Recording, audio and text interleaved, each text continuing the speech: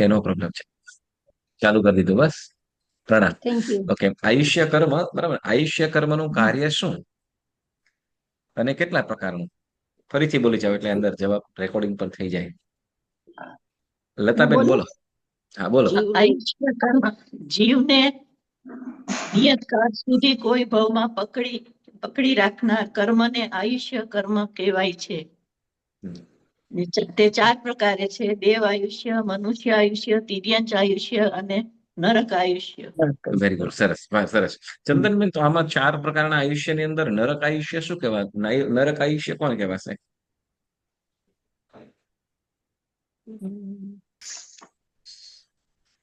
Okay, Mayaben પ્રકાશો.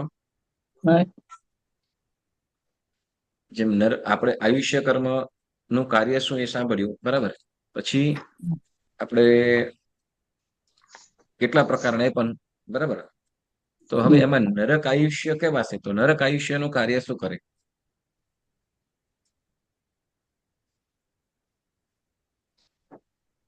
કોઈને બોલવું છે? હા, ટ્રાય કરું. પ્રકાશ, હા, વિભાબેન બોલો.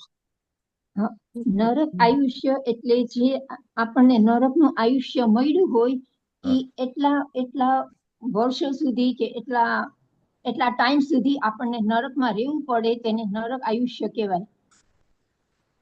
આપણને મળ્યું હોય તો, ન આપણને મળ્યું હોય તો? હા. એટલે આપણને નરક, તમે કીધું નરક આયુષ્ય એટલે હા, નરકનું યસ, આયુષ્ય યસ. જે જીવને જેટલા વખત મળ્યું હોય તેટલા વખત તે ઈ ભોગવે, નરકમાં રહે, એને નરક આયુષ્ય કહેવાય. ઓકે, હા, બોલો પુષ્પાબેન, બોલો છે. હા. તો આપણે બધી હા. પછી ત્યાં નોંધમાં રહેવું પડે, disco ભોગવવો પડે. તો ગતિ? નરક આયુષ્ય. હા, તો ગતિ શું કહીશું? નરક આયુષ્ય. અને ગતિ? તમારો નરક, પ્રશ્ન છે, મારો સામે પણ પ્રશ્ન હતો. વિભાબેન, બરાબર છે. હા? હા, જુઓ, સાંભળો, જે પણ આયુષ્ય છે, ફરી તેને બાદ સાંભળો કે આપણે જે આયુષ્ય છે, બરાબર ને, તો કે જીવને જે ગતિની અંદર જીવને જવાનું થયું, હવે એ ગતિની અંદર ગયા પછી જીવને કેટલા સમય સુધી રહેવાનું છે?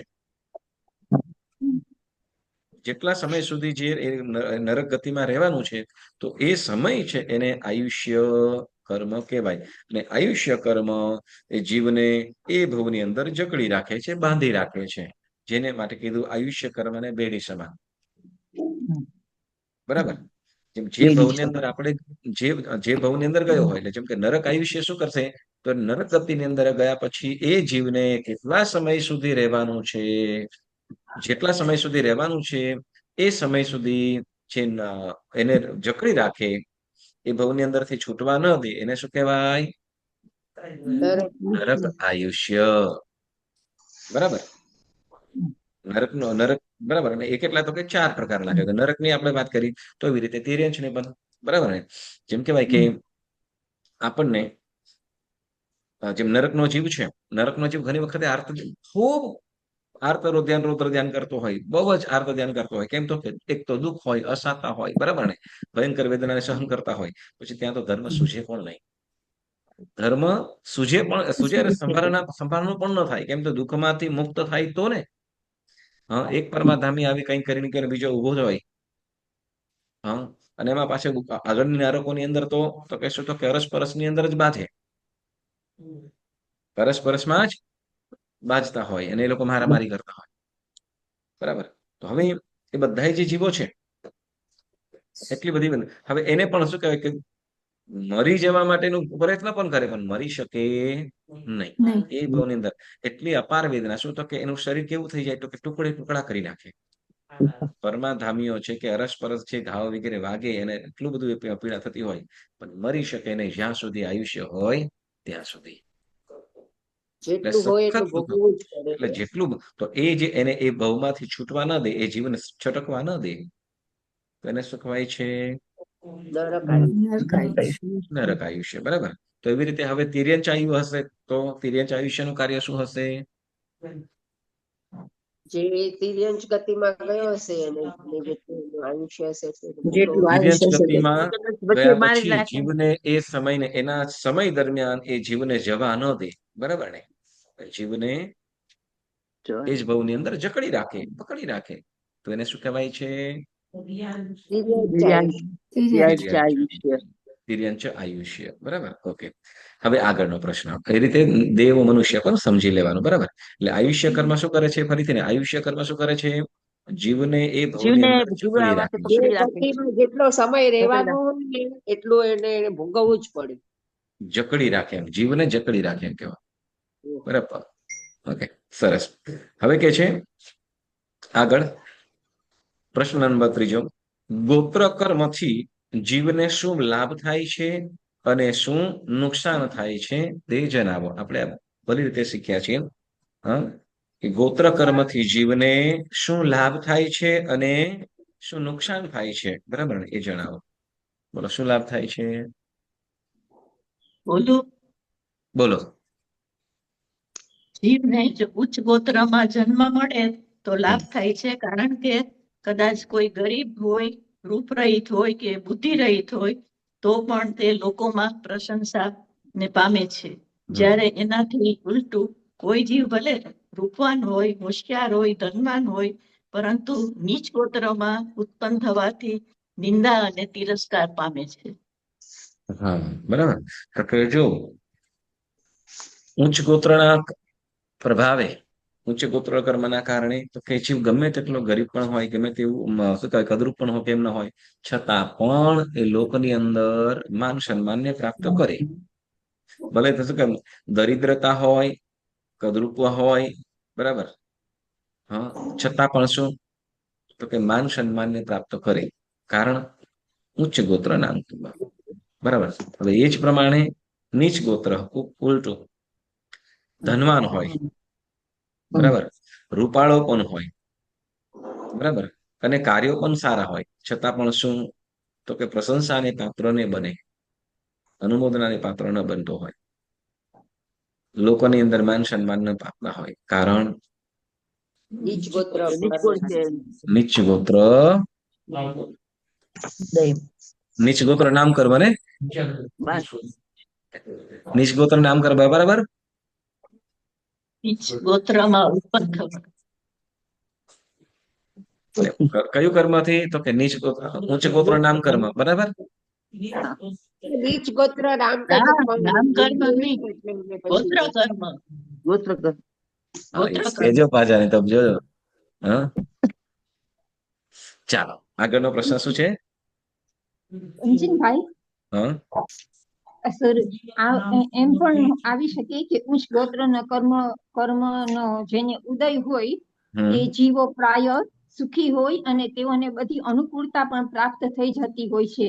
હા, એમ હા, ને નીચ ગોત્ર કર્મ વાળાને એમ જેટલી ઓના લગભગ પ્રાય જેટલી કરીને, યસ. અનુકૂળતા ના હા, હોય. હા, યસ. ઉચ્ચ ગોત્ર વાળા જે જીવો છે, તો એ લોકોને શું થાય છે, તો કે લગભગ બધી સુખની સુવિધાઓ પણ, સગવડતાઓ પણ પ્રાપ્ત થતી હોય છે, બરાબર. હા, કોઈ એવું એટલે બધાને જ હોય એવું જરૂરી નથી, આ પાછું, કેમ કે દરેક જીવ હા હા પોતપોતાની કર્મને આધીન પણ છે, દરેક જીવનું પુણ્ય પણ. લગભગ પ્રાય કરીને શું, તો કે ઉચ્ચ ગોત્રની અંદર ઉત્પન્ન થનારો જીવ પ્રાય કરી પુણ્યશાળી હોય, એ પુણ્ય હોય, બરાબર ને? પુણ્યના પ્રભાવે જ ઉચ્ચ ગોત્ર મળે, અને ઉચ્ચ ગોત્ર મળતા એને ઘણી બધી સુવિધાઓ પણ પ્રાપ્ત થાય છે, બરાબર. યા પછી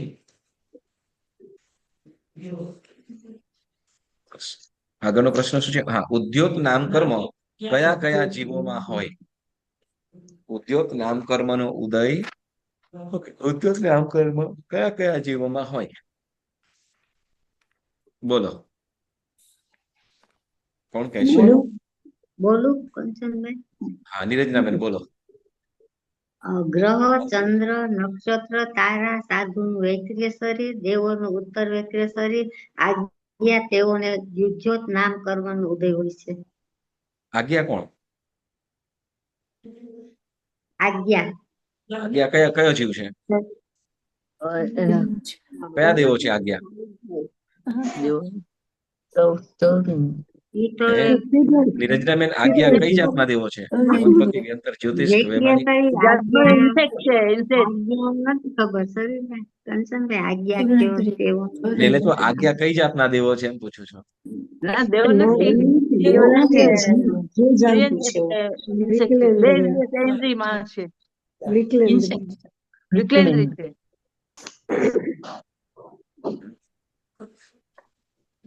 તમે લોકો જબરા બધા કૂદી પડો હો. તમે બધા જબરા કૂદી પડો. મને ખ્યાલ હોય તમને બધાને આવડે છે, પછી તમે કોઈકને પૂછવા દો એનું કેટલો ખ્યાલ છે. પણ બેનો તો બેનો છે, હે બેનો તો બેનો છે. હે? બેનોને ખુશ રાખી શકાય વિજયભાઈ, ચૂપ ન રાખી શકાય. હે આ તમારા ઘરવાળાઓની વાત કરું છું, મારી નહીં. બહેનોને ખુશ રાખી શકાય, ચૂપ ન રાખી શકાય. એટલે વિજયભાઈ નું નામ લીધું ભાઈ, તમારું નામ લીધું જ નહીં. નહીં તો તમે જવાબ નહીં આપો કે તો પૂછ્યું તો શું ત્યારે. ચાલો, ઓકે. મૂળ વસ્તુ ઓકે. નિરંજનાબેન આજ્ઞા છે ને કોઈ દેવ નથી, એ છે ને ચૌરિન્દ્રિય જીવ છે. ઓકે, એટલે તમને પૂછ્યું. મને વિશ્વાસ હતો કે તમે કઈ કહેશો એમ. પણ શું કહેવાય, તમારા બેનપણીઓ તો ખરા ને સારા એવા. બેનપણીઓ સાંભળો, બેનપણીઓ તમે મેળાવડો કરો ઘરે તે વખત બરાબર છે, સ્વાધ્યાયમાં ન કરાય ભાઈ. આપણને કહેવાય કે સરસ. ચાલો, ઓકે, ફાઇન. ઓકે, આગળ શું પ્રશ્ન છે? ઉદ્યોત નામ કર્મ આજ્ઞા જીવો. પછી આજ્ઞા જીવો પછી કયા કીધા? જ્યોતિષ્ક દેવો. જ્યોતિષ્ક દેવો, બરાબર ને? સૂર્ય, ચંદ્ર, નક્ષત્ર, તારા અને જ્યોતિષ દેવો. એટલે સૂર્ય, ચંદ્ર, નક્ષત્ર, તારા અને નક્ષત્ર,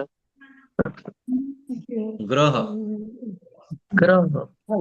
છે. આ જીવોને તો છે, બરાબર. એ પૃથ્વી કાયના જીવો. એના સિવાય બીજે ઉદ્યોગ નામ કર્મ રત્નગત જીવન હોય. રત્નગત બરાબર છે. જ્યારે આગળ recreation- હેલો હેલો હેલો પછી આગળ કોઈને કીધેલું છે કે ઉદ્યોગ નામ કર્મ આમાં પણ હોય એમ? હા, હા. કોણે? સાધુ મહાત્માઓ વૈક્રિય શરીરની રચના કરે ત્યારે પ્રથમની 3 પર્યાપ્તિઓ તે શરીર સંબંધી પૂર્ણ થયા પછી ઉદ્યોગનો ઉદય થાય છે. એ શું કીધું? એ શું કીધું? સાધુ મહાત્મા એટલે શું કરે પણ? એટલે ઉદ્યોગનો ઉદય થાય છે. વૈક્રિય શરીર. કોણ સમજાવશે? એક્સપ્લેન કોણ કરશે?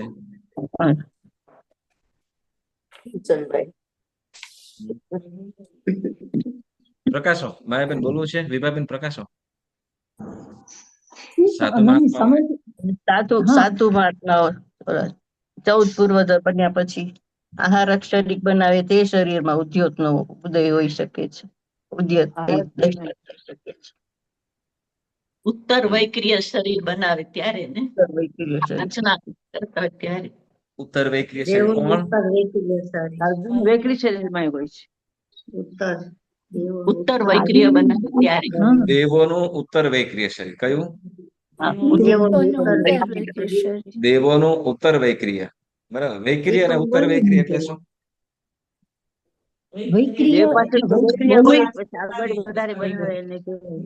દેવો પાસે કયું શરીર છે? મૂળ વૈક્રિય હોય જ શરીર. પછી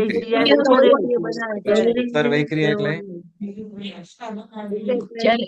નવું શરીર બનાવે ઉત્તર વૈક્રિય.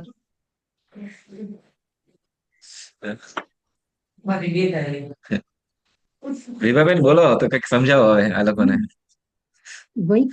વૈક્રિય શરીર એટલે છે દેવો અને નારકોને જે જન્મથી મળ્યું હોય એ લોકોનું વૈક્રિય શરીર હોય. અને ઉત્તર વૈક્રિય શરીર એટલે જે દેવો જે બીજું શરીર બનાવે એને ઉત્તર વૈક્રિય શરીર કહેવાય. જે પોતાના શરીરથી અલગ હોય એને ઉત્તર વૈક્રિય શરીર કહેવાય. અને સાધુ મહાત્માનું શરીર તો ઔદારિક છે, પણ એ લોકો જે બીજું શરીર બનાવે એને એ લોકોનું વૈક્રિય શરીર કહેવાય. બરાબર. જે બીજું શરીર બનાવે એ વૈક્રિય શરીર. બરાબર. સાધુ ભગવાન તો બીજું શરીર બનાવે તો એ વૈક્રિય શરીર. બરાબર. તો દેવોનું જે સાંભળજો, દેવોનું ઉત્તર વૈક્રિય. બરાબર. દેવો જે મૂળ શરીર હોય, બરાબર, દેવોનું મૂળ શરીર છે જ વૈક્રિય શરીર છે. પણ જેમ આપણે એક્ઝામ્પલ તરીકે જોઈએ કે જયારે ઇન્દ્ર, આપણે કહે ને ઇન્દ્ર મહારાજા જયારે ભગવાનનો અભિષેક કરવા માટે લઈ જાય ત્યારે શું કે પંચરૂપે પ્રભુગ્રહી એવું આવે. હા બધાવી બોલે હે રત્ન કુક્ષી ધારણી તુજ સુતતનો હું શખ રસો હમ નામે કરશું જન્મ મહોત્સવ અતિગનો એમ કહી જીન પ્રતિબિંબ સ્થાપી પંચ રૂપે પ્રભુ ગ્રહી. તો કે હવે ઇન્દ્ર પોતે મૂળ સ્વરૂપની અંદર મૂળ શરીર તો છે જ, પણ સાથે બીજા 4 શરીરો પણ બનાવે છે. બરાબર ને? તો 4 શરીરો બનાવે છે. કેવા શરીરો છે? ઉત્તર ઉત્તર બરાબર. મૂળ શરીર છે અને બાકીના જે ઉત્તર વૈક્રિય શરીર છે, તો એ ઉત્તર વૈક્રિય શરીરો છે અને એનું મૂળ સ્વરૂપ છે. તો એની અંદર શું છે? તો કે તે વખતે તો કે એની અંદર ઉદ્યોગ નામ કર્મનો ઉદય હોય છે.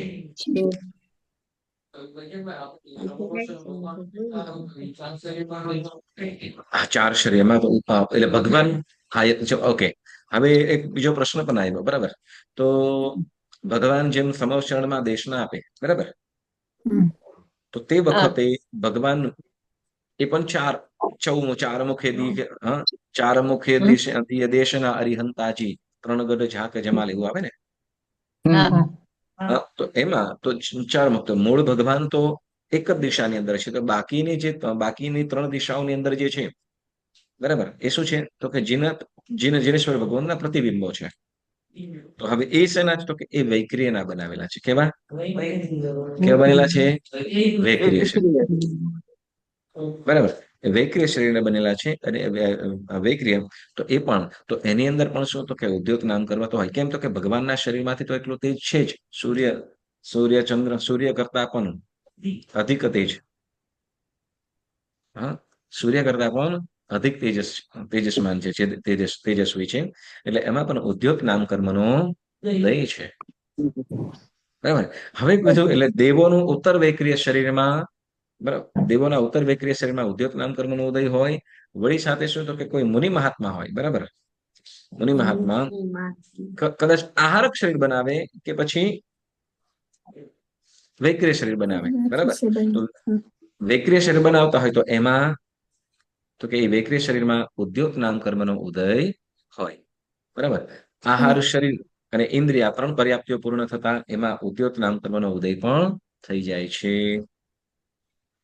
તો કંચનભાઈ, આમાં રત્નાદી આપણે પૃથ્વીકાય જીવોમાં આપણે મણી ને નીલમ ને એમાં એ ઉદ્યોગ નામ કર્મ ના આવે? બધામાં ના હોય. ચંદ્રની અંદર રહેલા જે પૃથ્વીકાયના જીવો છે, ચંદ્ર સૂર્ય સિવાય 4 ગ્રહની અંદર આવશે. ચંદ્ર, નક્ષત્ર, તારા અને ગ્રહ. સૂર્યમાં નહીં. સૂર્યમાં નહીં. સૂર્યમાં આતાપ નામ કરેલા આવે છે. ચંદ્ર, ગ્રહ, ચંદ્ર, ગ્રહ, નક્ષત્ર અને તારા, આ ચારેયની અંદર.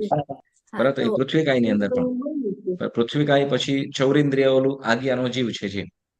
બરાબર. પણ તો આ ના આવે ને, મણી ને નીલમ ને એમાં ઉદ્યોગ નામ કર્મનું. એમાં જો ચમકતા હોય, એમાં જો તેજ આવતું હોય, એ રત્નો જે અમુક રત્નો છે જે ચમકે છે, તો એની અંદર આતાપ નામ શું કહેવાય? ઉદ્યોત નામ કરવાનો ઉદય છે.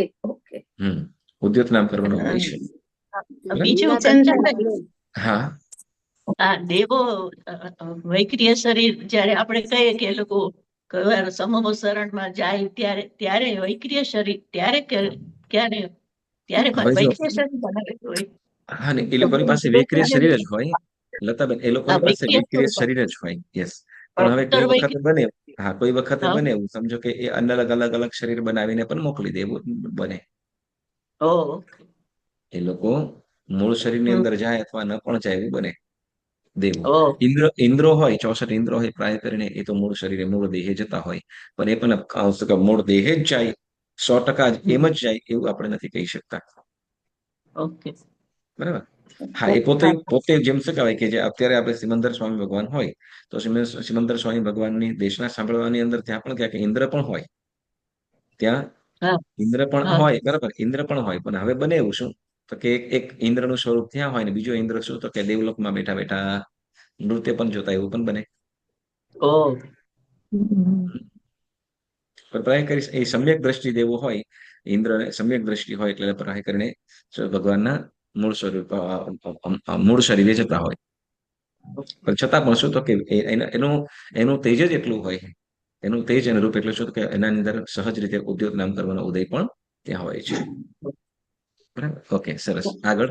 કંચનભાઈ, આપણે હા. ઓલી માળા કરીએ, ઓલું રેડિયમ માળા આવે છે ખબર છે? આમ અંધારામાં આમ એમાં શાઇન આમ દેખાતું લાઈટ જેવું, તો ઈ આને લઈને હોય, ઉદ્યોત નામકરણ ને લઈને? મને ખ્યાલ નથી આવતો ભાઈ આ તો કે ખબર છે આપણે ઓલા ભાઈ માળા? સ્ફટિકની માળા હોય એ? ના, રેડિયમ સ્ફટિકની હોય રેડિયમ રેડિયમ હા આ તમે દુવિધામાં નાખ્યો મને. કારણ કે ગ્રીન હોય છે, કારણ માળા કરો ને તમે રાતના એમાં દેખાય કે ગ્રીન છે એમ. નહીં નહીં તમે વાત કરી સાચી વાત છે કે અમુક પ્રકારની માળાઓ હોય, પછી વળી શું કહેવાય કે અમુક દેશ અહીંયા તો ખબર નહીં, પણ ઇન્ડિયાની અંદર શું કરે તો કે આમ રેડિયમ વાળું હોય ને જે સિટિંગ રૂમ હોય કે એની અંદર લિવિંગ રૂમ, તો એની અંદર એ સમજ મજાનું કે લાઇટ બંધ કરે તો એકદમ ઓલું ચમકતું હોય, સ્ટાર હોય, એક બાજુ સૂર્ય હોય, એક બાજુ એવું ઘણું બધું હોય. હવે રેડિયમ એ શું હોય કે શું કહેવાશે? ઈ તો એટલે જાતનું હા. હવે એ ધાતુમાં આવે. હા એટલે આપણે ઉદ્યોત નામકર્મનો ઉદય વાળું તો નથી. સાંભળજો, ઉદ્યોત નામકર્મનો ઉદય તો કદાચ ન ઘટી શકે, પણ છતાં મારે પ્રશ્ન પૂછવાનો થાય કેમ કે શું છે કે હા સોરી, એમાં જીવ હોય તો થાય ને એમ. તો ઉદ્યોત નામકર્મ, યસ. એમ કે આનાથી તો જીવ ચવી ગયો હોય ને, માળા અને જીવ એવી ચવી ગયો, હા વસ્તુમાં યસ. તો હા એમાં તો કેવી રીતના થાય? એમાં હોઈ યસ ના શકે એટલે ને? એટલે એટલે એટલે એટલે મને એટલે મેં થોડું કન્ફ્યુઝ થાઉં છું. બરાબર. હા કેમ જેમ રત્ન છે, બરાબર, ચમકતા રત્નો હોય, હા હા ચમકતો રત્ન હોય તો એ રત્નની કાળિયું હોય ત્યારે એનો જીવ છવી ગયો હોય, પણ છતાંય અજવાળું આપતો હોય, પ્રકાશ આપતો હોય. હા, તો એ આપણે ઉદ્યોગ નામકર્મ કહીએ છીએ ને. હા યસ એટલે પ્રશ્ન પૂછવા કારણ આ છે. જો તમને કન્ફર્મ ચોખ્ખું રહે ને, પણ આ ટ્રાય કરીને રેડિયમ જે આપણે વાત કરીએ છીએ તો લગભગ 99% તો ઉદ્યોગ નામકર્મનો ઉદય ન હોય, કેમ કે લગભગ એ નિર્જીવ છે, બરાબર. નિર્જીવ અને કલાક એ કંઈક એવું કંઈક બનાવેલું હોય ને, એ રીતે કંઈક પ્રોસેસ કરીને બનાવી હોય એવું બને. આમ તો હીરા ને એ બધા નિર્જીવ જ કેવાય ને. કયું? હીરા ને બધા આપણે હા જોઈએ યસ છીએ. હા યસ હા, ડાયમંડ જે કહીએ, બરાબર, તો કે એટલો એનો પ્રોસેસ વગેરે થતો હોય એટલે એના જીવો પણ ચવી ગયા હોય. પણ એ તો જયારે સ્ટોન હોય ત્યારે તો કંચનભાઈ એમાં હોય, પછી તમે બનાવો શેપ ને ત્યારે ને. હા એટલે જ ત્યારે હા શેપ વગેરે બનાવતા હોય તો તે વખતે ઘણી વખત કદાચ એના જીવ ચવી પણ ગયા હોય, તો હવે એના ઉદ્યોગ નામકર્મ ઘટાય કે કેમ? અને વનસ્પતિમાં એ આવે ને કંચનભાઈ, વનસ્પતિમાં એ કોઈ જીવ એવો શાઇની? ઈ તો આજ્ઞા ના, એ તો એકેન્દ્રીય જીવ, આ તો વનસ્પતિમાં. વનસ્પતિ સાંભળો, વનસ્પતિની અંદર વનસ્પતિમાં આપણે આવ્યું નથી, પૃથ્વી કાયમાં છે. ઉદ્યોગ નામકર્મનો ઉદય પૃથ્વી કાયમાં છે, બરાબર. 4 સ્થાવરોમાં માત્ર પૃથ્વી કાયમાં જ કહેવાય છે. અપકાય, દેવકાય, વાવકાય, અગ્નિકાય વગેરેની અંદર નથી કહેવાય, બરાબર. વનસ્પતિનું પણ નથી આવ્યું. જો વનસ્પતિની અંદર થતું હોત તો ચંદનબેન ઓન છે. ઓકે, સરસ. ચાલો. કંચનભાઈ, આપણે આ વ્યક્તિનું શરીર બને તો એના 4 શરીર એકથી હોય કે આમ 4 નહીં, એક જ શરીર હોય એકથી હોય, આમ એમાંથી એક શરીર જ એકથી હોય વધારે? શેમાં? આપણે ઇન્દ્ર વ્યક્તિય શરીર બનાવેલા 4 શરીર બનાવે કે એ બધાય, તો એક જ અમર ઢાળે ચાલો, એક પ્રશ્ન, તમારો પ્રશ્ન તમારા જવાબથી. જ્યારે તમે બોલો છો તે વખતે ગળું કામ કરે છે, હોઠ પણ કામ કરે છે, જીભ પણ કામ કરે છે, કાન પણ કામ કરે છે, બધું કરે છે. એક જ હૃદય છે પણ ને કામ કરે છે, અમારે. સાંભળો, એટલે હૃદય પણ કામ કરે છે. એક સાથે કેટલા કાર્ય કરે છે? અને ઘણા બધા. હેલો, બરાબર ને? અને બસ એ જ પ્રમાણે ઓલો દેવ છે ને, દેવની પાસે શક્તિ છે કે બાકીના જે 4 શરીરો કે 5 શરીરો કે લાખો શરીરને એ રીતે કરવાની શક્તિ એની પાસે છે. એક સાથે લાખો શરીર, 5 નહીં, લાખો શરીર એ રીતે કરી શકવાની એની પાસે શક્તિ છે, એવી લબ્ધિ છે, બરાબર. યસ, એક નહીં પણ લાખો, બરાબર. Okay, yes. ઇન્દ્ર તો ખાલી 5 જ કર્યા, પણ સામાન્ય દેવ હોય એની પાસે પણ લાખો શરીર એમ. ઓકે, સરસ. લાખો વૈકરી. હા, આ ઉદ્યોગ નામ કર્મનું જે આપણે કર્યું છે ને કર્મમાં, એમાં જે વિવેચન છે ને, એમાં જે લખ્યું છે મણિ નીલમ, પન્નાદી, પૃથ્વીકાય જીવોમાં, અપકાય જીવોમાં તથા ઔષધિ આદિ વનસ્પતિકાય જીવોમાં તે જીવોનું શરીર જે શીતળતા રૂપે પ્રકાશ કરે છે તે ઉદ્યોત નામ કર્મના ઉદયથી પ્રકાશ કરે છે. ઓકે, તો વનસ્પતિમાં પણ આવી જાય છે. એટલે આપણે જે ટેક્સ્ટ બુકમાં જે કરીએ છીએ ને ઉદ્યોત નામ હા. કર્મ એમાં જ છે આ વિવેચનમાં. ઔષધિ સ્વરૂપે. ઔષધિ વનસ્પતિ. હા. હા. હા, તો એ કદાચ એવી ઔષધિમાં કોઈ જ વનસ્પતિ બધું રેડિયમ આવી હા, જાય ને. હા, એવા પ્રકારની જો જેની અંદર એવી કોઈ વનસ્પતિ હોય ને જેની અંદરથી ઠંડો પ્રકાશ નીકળતો હોય તો એની અંદર પણ ઉદ્યોત નામ કર્મ હોય. ઉદ્યોત નામ કર્મ હોય છે. બરાબર. આપણાની અંદર ઉદ્યોત નામ કર્મ હશે? હમ. ફિશમાં હોય, ફિશ શાઇનિંગ હોય. એ તો એને રિફ્લેક્શન પડે ને, રિફ્લેક્ટ થતું હોય. હોય ને એમાં લાગી ચડકાટ. ચાલો, ઓકે, આગળનો પ્રશ્ન. શુભ અને અશુભ નામ કર્મ વિશે જણાવો. શુભ અને અશુભ નામ કર્મ વિશે જણાવો. બોલો, શુભ નામ કર્મ અને અશુભ નામ કર્મ શું થાય? શુભ નામ કર્મથી શું થાય અને અશુભ નામ કર્મથી શું?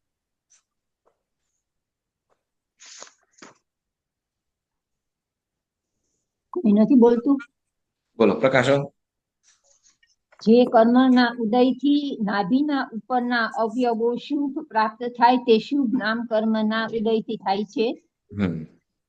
ને અશુભ નામ કર્મના ઉદયથી નાભીના નીચેના અવયવો અશુભ પ્રાપ્ત થાય છે. એમ કે એના સ્પર્શથી પણ જીવને દુઃખ થાય છે તે અશુભ નામ કર્મનો ઉદય છે. બરાબર. શું કે છે તો કે શુભ અને અશુભ છે આપણને નાભીથી નીચેના અવયવો જે અશુભ કીધા, બરાબર ને?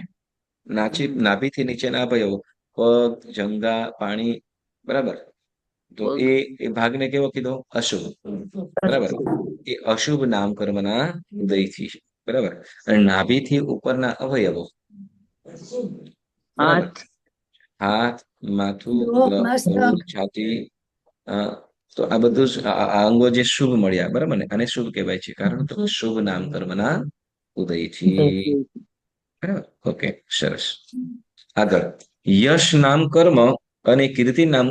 યશ અને કીર્તિ એટલે શું? બંને નામ કર્મના છે. યશ અને કીર્તિ એટલે શું? પરાક્રમતાથી, શૂરવીરતાથી જે પ્રાપ્ત થાય ને તે યશ છે.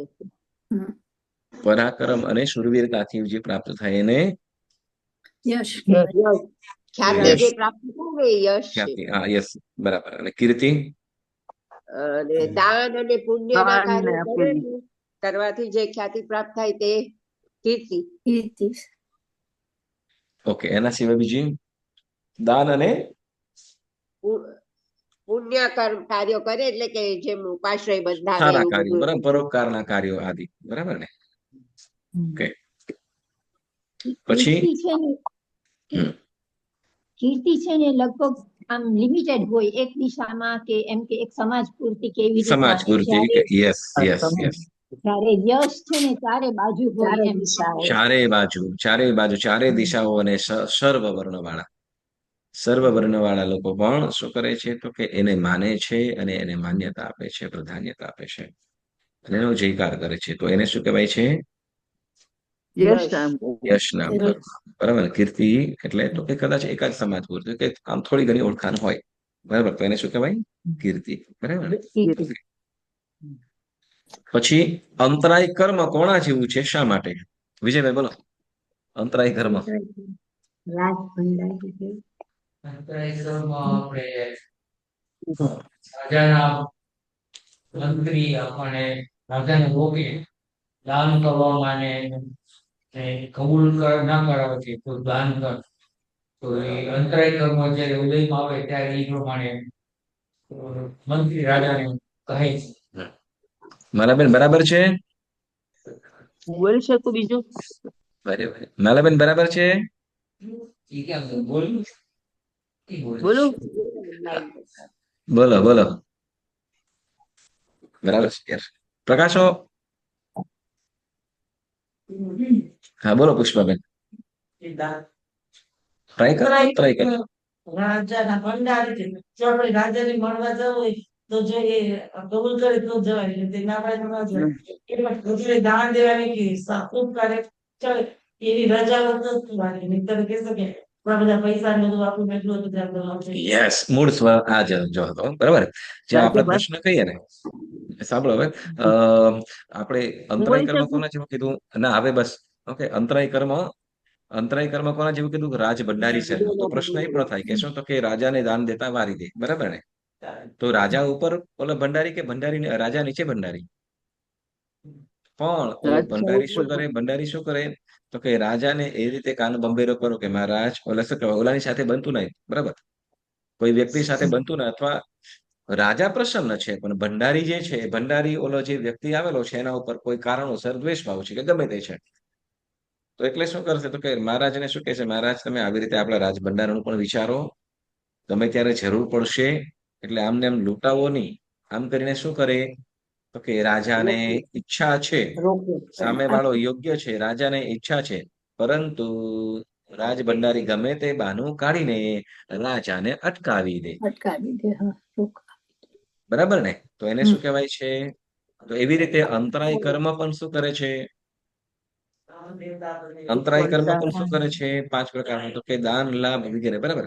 તો જીવને બરાબર જે શુભ કાર્ય કરવું છે, જેમ દાન અંતરાય, તો કે દાન દેવું છે, રાજાને દાન દેવું છે, પણ જીવને દાન દેવું છે, શુભ કાર્ય કરવું છે, પણ એમાં કે શું? તો કે તારે પરિવારનો પણ વિચાર, પાછળનું જો, આગળ તારે અત્યારે બચાવીશ તો આગળ કામ લાગશે, આમ કરીને એવા વિચારોમાં ચડાવે અને પછી મન જીવ શું કરે છે? વાત ભાઈ સાચી છે, આમ કરતા બીજું બાનું બતાવીને ઓલાને જય જીનેન્દ્ર કરીને પડાવી દે. બરાબર? આ કોણ કરાવે છે? અંતરાય કર્મ. બરાબર? ઓકે, આગળ. યશ અને અપયશ. યશ અને અપયશ, આ બંનેમાં શું તફાવત છે? યશ અને અપયશ. કર્મ જીવને ચારે દિશામાં પ્રસિદ્ધ ગુણગાન થાય, તેની પ્રશંસા થાય, તે યશ નામ કર્મ. અને અપયશ? જીવ સારું કામ કરે છતાં લોકો એને પ્રશંસા ના કરે, લોકોને ગમે નહીં, જે સંઘનું કામ પણ તે કરે પણ એને યશ ના મળે. એટલે સારું કાર્ય કરવા છતાં પણ લોકમાં પ્રશંસા ન થાય, લોકમાં પ્રશંસા ન થાય, બરાબર. અને એને આગળ ના આવી શકે. અપયશ નામ કર્મ. આપણે ઓલું કે ને, આમાં બેન શું કહેવાય કે બધું સ્વાદ બધું કોણ આપતું હોય? હા, પુષ્પાબેન બેસ નું કરતા હોય, શાક શું કહેવાય, સરસ મજાના શાક બન્યા હોય, ભાજી દાળ વગેરે બન્યા હોય, હા, મસાલા સરસ, બરાબર, મસાલા બધા સ્વાદ આપ્યા હોય, પણ ઓહ શું ધાણા મરચા મસ્ત દેખાય છે, એટલે બધો એનો ગુણ, બધો યશ કોણ લઈ જાય? ધાણા મરચા. બરાબર. બાકી ઓલું સમજી જાવ છો એટલે બસ એટલે એવું શું કહેવાય કે ધાણા મરચા ન હોય તો સ્વાદ શેનો છે? મસાલા, બરાબર, મસાલો રેસીપી ને, બરાબર. છતાં બધો યશ કોણ લઈ જાય? હા. ચાલો, બસ એ રીતે શું છે કે યશ નામ કર્મથી જીવ ભલે નાનું સરખું પણ કામ હોય પણ મોટો યશ લોકોની અંદર વિશેષ પ્રશંસા થતી હોય, બરાબર. ચાલ આગળ. સૌભાગ્ય અને દુર્ભાગ્ય. સૌભાગ્ય અને દુર્ભાગ્ય વિશે જણાવો. પ્રકાશ, સૌભાગ્ય નામ કર્મ એટલે?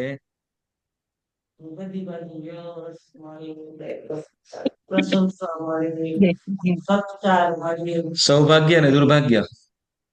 સૌભાગ્ય એટલે ઓછું કામ કરવા છતાં બીજાને ભાલો લાગે. લોકોમાં સ્વાગત મળે, સ્વાગત કરી. હા, સહજ રીતે, બરાબર ને? કે એવું કોઈ વિશેષ કાર્ય નથી કર્યું, એવું કોઈ વિશેષ કાર્ય નથી કર્યું, બરાબર, છતાં પણ લોકોને લોકોમાં પ્રિય બને, સમાજમાં પ્રિય બને, બરાબર. કારણ સૌભાગ્ય નામ કર્મ, બરાબર. અને બીજું કયું? દુર્ભાગ્ય એટલે? ગમે તે મહેનત કરે એને કામ કરે છતાં પણ સન્માન ન મળે પછી અરુચિ એને તિરસ્કાર મળે. ચાલો બીજી રીતે કહીએ, સાંભળો, બીજી રીતે કહીએ તો સાંભળો, સૌભાગ્ય નામકરણ બીજી રીતે બને. જાન પહેચાન કાંઈ નથી, એવું વિશેષ કાર્ય પણ નથી કર્યું, છતાં પણ સહજ રીતે માન સન્માનને પ્રાપ્ત કરે અથવા ભાલો લાગે. ભાલો લાગે, બરાબર. માન સન્માન એ તો આપણે ઓલું સૌભાગ્ય નામકરણ. હવે એ જ રીતે શું તો કે કોઈ જીવ છે એવો, બરાબર, કઈ નથી, એને પણ કાંઈ બગાડ્યું નથી, કોઈનું કાંઈ બગાડ્યું નથી, પણ સહજ એને શું થાય છે, એના પ્રત્યેનો દુર્ભાવ થાય. કારણ દુર્ભાગ્ય નામકર્મ. ચાલો હવે એ રીતે બીજો પ્રશ્ન કરું. બીજી રીતે તો ધારો કે હવે કોઈ તમારી સાથે બાજ્યું છે, બરાબર. હવે એ તમારી આજુબાજુમાં એ આવતું હશે, બરાબર, એ આવતું હશે ને તે વખતે આપણે બાજ્યા છે એટલે સહજ શું થશે, આવશે, આજુ દેખાશે એટલે હેલો, અવાજ આવે છે મારો? આ તો તમે જવાબ નથી આપતા. એટલે ધારો કે કોઈકની સાથે આપણે કોઈકની સાથે બાજ્યા છે અને એ આપણી નજીકની બેનપણી હોય કે ગમે તે બેનપણી સાથે તો ન જ બાજીએ, પણ ગમે તે કદાચ કોઈ ગમે તે, હવે એ વ્યક્તિ આવે તો આપણા મનની અંદર શું થાય?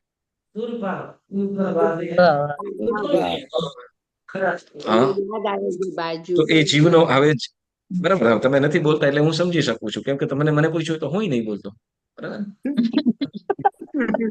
તો હવે એ જીવનો શું કહેવાય, એ જીવનો દુર્ભાગ્ય નામકર્મ કહીશું. કેમ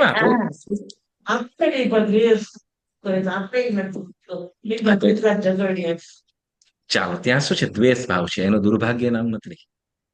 દુર્ભાગ્ય નામ ત્યાં આપણો દ્વેષ ભાવ છે. દુર્ભાગ્ય નામકર્મ એટલે કાંઈ નથી કર્યું અથવા સારું કર્યું હોય છતાં પણ શું તો કે એના પ્રત્યે લોકો સદભાવ એટલે કે એના પ્રત્યેનો આમ શું કે એને ગમે નહીં, કઈ કાર્ય નથી કર્યું પણ છતાંય શું તો કે અનગમો કરે, બરાબર.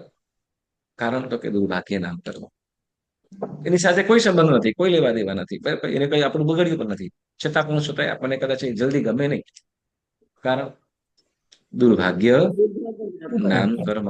તો એ રીતે શું તો કઈ કાર્ય નથી, આપણે ઓળખતા જાણતા પણ નથી, બરાબર, છતાં પણ આપણે શું કરીએ તો કે હા આપણને ગમે હોય. જયારે કોઈ સ્ટાર હોય, બરાબર, કોઈ સ્ટાર હોય, બરાબર, એ તમને ઓળખે ના ઓળખે, છતાં શું કે એને શું કામ એ કેમ આપણને એને આપણે ગમીએ અથવા આપણને એ ગમે,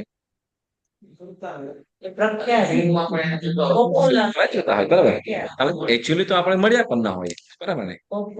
તો તે વાખા આપણે કહી શકીએ, બરાબર, સૌભાગ્ય શું સૌભાગ્ય નામકર્મ. નહીં તો આપણે નથી એને મળ્યા, ખાલી એમ શું કહેવાય, એક વખત શું કે બે ભાઈબંધ ભેગા થાય, શું તો કે હું તો અમિતાભ બચ્ચન સાથે ભણતો હતો કે હવે ભાઈબંધ કે ભાઈ અમિતાભ બચ્ચન ની ઉંમર તો 70 વર્ષનો હતો, તો હજી 15 વર્ષનો પણ નથી, તારી સાથે કેવી રીતે ભણી શકે? સાથે મેં ભણ્યા છે. શું તો કે શું કે ઓલા ફિલ્મ ની અંદર જે પુસ્તક વાંચતા હતા ને એ જ હું વાંચતો હતો કે એટલે સાથે નહીં, કેમ કે જયારે હું ટીવીમાં જોતો, એ ટીવીમાં હતા, હું બારે હતો, એક રૂમમાં હતા અને એક શું કહેવાય એની એક પુસ્તક પણ સાથે હતા, સેમ પુસ્તક હતી કે. ચાલો એવી રીતે આપણે કદાચ ઓળખીએ એવી રીતે જ છે ને, નહીં નથી એ આપણે ઓળખતા ને શું કહેવાય, નહીં તો આપણે કે 50% તો ઓળખે જ છીએ ને, કે શું તો કે આપણે તો ઓળખીએ, એ નથી ઓળખતા એ ને. એટલે 50% તો ચાલો મૂળ વસ્તુ કે એ શું છે, એ લોકોને સૌભાગ્ય નામ કરવા જોઈએ. શું કહેવાય? સૌભાગ્ય નામ કર્મ. યસ. દુર્ભાગ્ય નામ કર્મ એટલે તિરસ્કાર ભાવ, બરાબર, તિરસ્કાર ભાવ, બરાબર. ઓકે, ચાલો આગળનો પ્રશ્ન.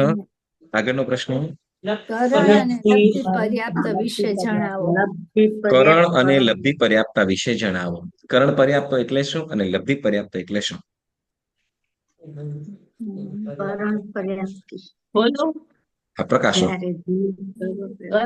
કરણ એટલે પર્યાપ્તિઓ પૂર્ણ કરવાની ક્રિયા.